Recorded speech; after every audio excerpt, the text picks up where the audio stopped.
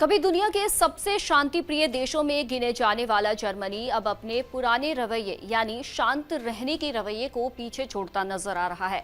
माना जा रहा है कि यूरोप अब रक्षा तकनीक में वैसा ही बदलाव देखने जा रहा है जैसा अमेरिका ने वर्ल्ड वॉर II के दौरान मैनहट्टन प्रोजेक्ट के जरिए किया था, जब उसने बहुत तेजी से परमाणु हथियार तैयार किए थे। ये बातें कही है गुंटबर्ट शर्फ ने, जो जर्मनी की डिफेंस स्टार्टअप हेलिंस्क के को फाउंडर है। शर्फ की कंपनी जंग के मैदान में इस्तेमाल होने वाले AI और मिलिट्री ड्रोन बनाती है। शर्फ ने आगे कहा, रूस यूक्रेन युद्ध ने हालात पूरी तरह बदल दिए हैं। यूरोप पहली बार डिफेंस टेक्नोलॉजी पर अमेरिका से भी ज्यादा पैसा खर्च कर रहा है।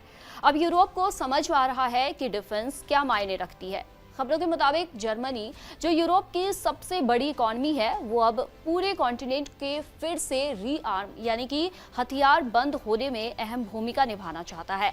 चांसलर फ्रेडरिक मर्ज की सरकार अब स्टार्टअप्स को सीधा सेना से जोड़ने के लिए नियमों में ढील दे रही है, ताकि नई तकनीक तेजी से विकसित की जा सके।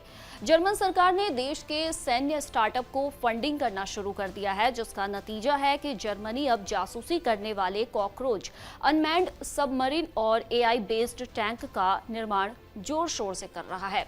स्वार्म बायोटेक्टिक्स नाम की कंपनी साइबोर्ग कॉकरोच बना रही है, यानी असली कॉकरोच को छोटे बैकपैक पहनाकर उन पर कैमरे लगाए जा रहे हैं, ताकि वो दुश्मन के इलाके में जाकर डेटा इकट्ठा कर सके।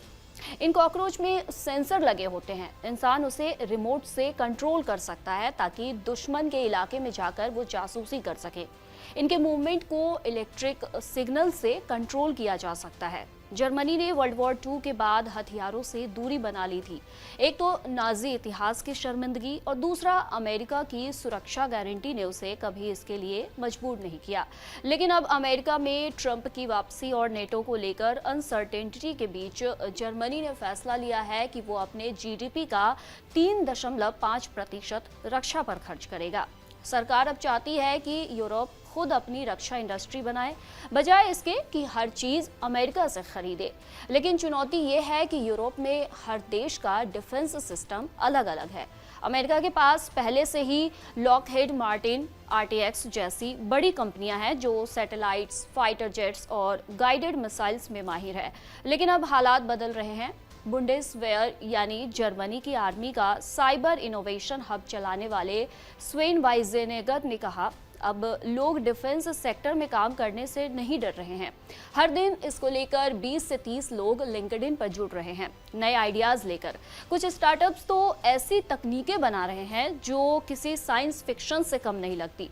बता दें, 20वीं सदी की शुरुआत में जर्मनी ने ही बहुत सी ऐसी सैन्य तकनीकें विकसित की थी जो आज भी दुनिया भर में इस्तेमाल होती है, जैसे बैलिस्टिक मिसाइल, जेट प्लेन और गाइडेड वेपन्स।